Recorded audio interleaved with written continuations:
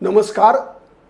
आप देख रहे हैं पॉलिटिकल आइडिया और मैं हूं प्रदीप कुमार। मित्रों, आज हम बात कर रहे हैं परिवारवाद की। प्रधानमंत्री लगातार बिहार के दौरे पर है। कल भी बिहार के सिवान के जसोल नामक जगह पर, सिवान आपको पता है डॉक्टर राजेंद्र प्रसाद की धरती रही है, लोकनायक जयप्रकाश नारायण की धरती है, साथ ही शहाबुद्दीन की भी धरती है। तो प्रधानमंत्री का इस वर्ष ये चौथा भ्रमण था बिहार का। ये चौथा दौरा था। हर दौरे में बिहार के चारों क्षेत्रों को छान चुके हैं। आपको याद होगा, पहला भागलपुर, फिर मधुबनी, फिर दरभंगा, फिर अभी प्रधानमंत्री का ये दौरा जो है वो इससे पहले पांचवा दौरा था। इससे पहले प्रधानमंत्री सासाराम में आए थे, विक्रमगंज गए थे, फिर अभी सिवान। मतलब पूरा पश्चिम उत्तर दक्षिण प्रधानमंत्री पूरे बिहार की चौहद्दी का भ्रमण कर रहे। और इस बार का प्रवचन में एक महत्वपूर्ण बात यह थी प्रधानमंत्री के कि प्रधानमंत्री ने परिवारवाद पर जोरदार हमला किया। हर सभा में करते हैं, इस सभा में भी किया उन्होंने। खास एक बात सबसे बड़ी देखने को मिली कि एक बात तय है कि परिवारवाद से देश की राजनीति ग्रसित है। इस बात में कोई दो मत नहीं है। व्यक्ति के जन्म के आधार पर, चाहे वो परिवार हो चाहे वो जाति हो, जन्म के आधार पर किसी भी प्रकार का एडवांटेज जो होता है लाइफ में, विशेषाधिकार, वो नहीं मिलना चाहिए। इस बात में कहीं कोई दो मत नहीं है। इस बात से भी मैं सहमत हूं, देश की 140 करोड़ आबादी सहमत होगी कि कहीं ना कहीं केवल किसी का पुत्र और पुत्री होने के कारण ही अगर किसी को जन्म से ही कोई पद मिल जाए तो ये लोकतंत्र के लिए शुभ संकेत नहीं है। लेकिन सवाल दूसरा है। सवाल यह है कि हम ये कैसे कह सकते हैं कि नहीं, हमारा दुर्गुण सगुण है और दूसरे का दुर्गुण दुर्गुण है। अगर बात परिवारवाद की करें तो एक बात तय है कि बिहार के संदर्भ में जो चुनौतियां नरेंद्र मोदी के सामने है, उसमें सबसे पहला चुनौती राहुल गांधी का है। तो निश्चित है कि कांग्रेस पार्टी 1955 ईस्वी से लेकर आज तक प्रायः परिवार के आधार पर ही परिवार ही फैसला करता रहा है। कोई दो मत नहीं है। बिहार में जो क्षेत्र राज्य स्तर पर सबसे बड़ी ताकत के रूप में राष्ट्रीय जनता दल है, तो निर्विवाद है 1997 से लेकर आज तक, जब से लालू यादव ने जनता दल से अलग होकर राष्ट्रीय जनता दल का निर्माण किया, तब से वो एक परिवार की पार्टी है, कोई दो मत नहीं है। लेकिन साथ ही प्रधानमंत्री के बगल में, प्रधानमंत्री की गोद में उनके हनुमान बैठे थे बगल में। जब प्रधानमंत्री का प्रवचन परिवारवाद पर चल रहा था तो मुझे ये ध्यान में आता है कि जब चिराग पासवान आपके बगल में बैठे हो, आपके बगल में बैठे हो जीतन राम मांझी बैठे हो, तो क्या चिराग पासवान की पार्टी परिवारवादी पार्टी नहीं है?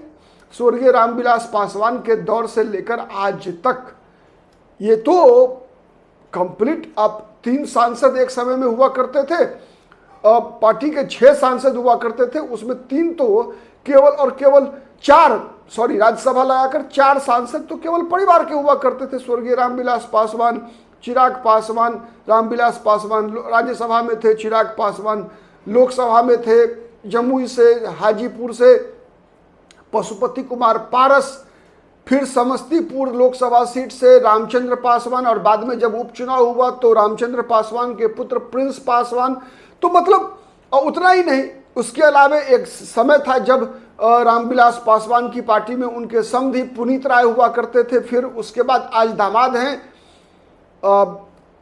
अरुण भारती, इससे पहले अनिल कुमार साधु जो पहली पत्नी से दामाद हैं।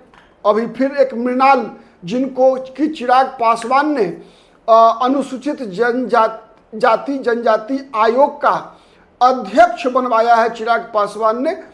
तो वो भी तो चिराग पासवान के अपने सगे बहनोई ही हैं। तो चिराग पासवान, जीतन राम मांझी ने भी वैसे ही लगातार, तेजस्वी यादव भी जमाई आयोग का जो आरोप लगा रहे हैं, तो ये दोनों चिराग अनुसूचित जाति SC ST आयोग जो है उसका जो अध्यक्ष बनाया गया, नीतीश कुमार ने बनाया, उसमें चिराग पासवान के बहनोई अध्यक्ष बने हैं और जीतन राम मांझी के दामाद देवेंद्र मांझी वो उपाध्यक्ष बने हैं। तो इसी, और साथ में और कई लोग हैं, अशोक चौधरी के दामाद सायन कुणाल, वो भी जो है एक आयोग के अध्यक्ष बने हैं, बिहार धार्मिक न्यास बोर्ड के।